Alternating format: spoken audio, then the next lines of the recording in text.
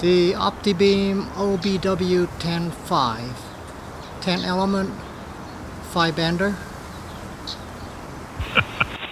But anyway, sounding really good here. I was telling Dave earlier that when I first signed on, boy, let me tell you, there's a stream of thunderstorms running all the way from the Gulf all the way up to Nebraska, and it's pretty darn wide too. And I was watching some static crashes on the S meter and on the screen, and I was getting some 10 over crashes.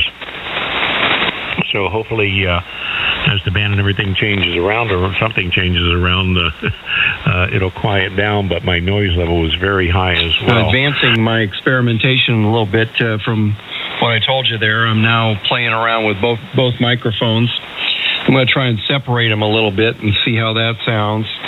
I'm going to move the Royer over a little bit. And let's see here. Turn this one this way and this one that way. And put this thing over here. And so there's a little bit of a change there. I don't know if you hear anything that might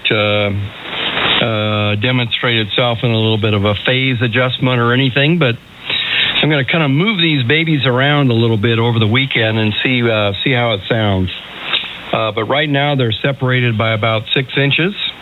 They were about 2 inches apart, and I'll probably keep playing with it a little bit as we talk. So let me kick it back over to Lee, KM4GQ WA0VY. Okay there, Brent, very fine. KM4GQ returning. I didn't hear any differences, so maybe I'm deaf, but let the playback say it all. Here we go. WA0VY with NA1A in the group. Okay, so I guess I'm advancing my experimentation a little bit from what I told you there. I'm now playing around with both microphones. I'm going to try and separate them a little bit and see how that sounds. I'm going to move the Royer over a little bit. And let's see here. Turn this one this way and this one that way. And put this thing over here. And so there's a little bit of a change there. I don't know if you hear anything. Here we go. On your recording, I didn't hear the prominent bass that I usually hear with a Naumann. And the Royer is now out of the system. I'm only talking into the Naumann, and just kind of curious as to whether that changed anything on the bass side. KM4GQ WA0VY. And there you go, there. What do you think there, Duke? Go ahead. NA1A in Irvine, California. This is Kilo Alpha 0 Kilo Alpha in Fort Collins, Colorado. Just seeing what 17 meters morning is doing. You're coming in here real good. Great day out here. Just enjoying the morning time propagation. You never know if it's going to be good or bad, but at the moment you're coming through really good. So at any rate, we'll shoot it back to you and see if signals are holding up. And I know you got to get going, so we won't keep you. NA1A, KA0KA. 5 on 5.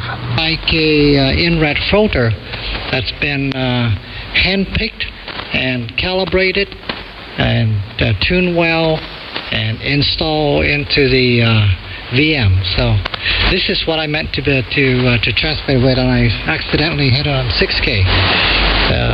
And that was a good thing, because if I did a real boo-boo, I could have been transmitting on the 8K filter, Lee, over.